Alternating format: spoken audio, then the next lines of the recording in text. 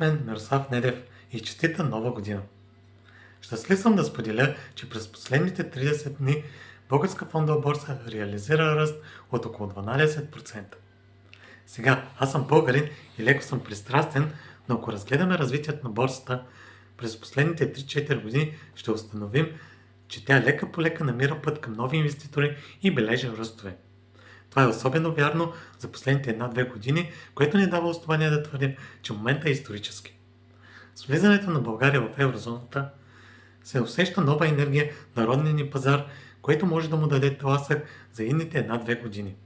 Ако вие искате да се възползвате от този тласък, съм длъжен да ви предупредя да не вярвате на различните митове и легенди, които твърдят, че започването търговия на Българска фондова борса е изключително трудно.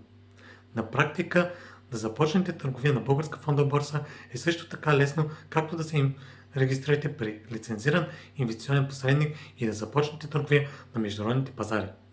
Регистрацията става по интернет и не би трябвало да ви затрудни. Това беше всичко за днес. Благодаря ви за вниманието.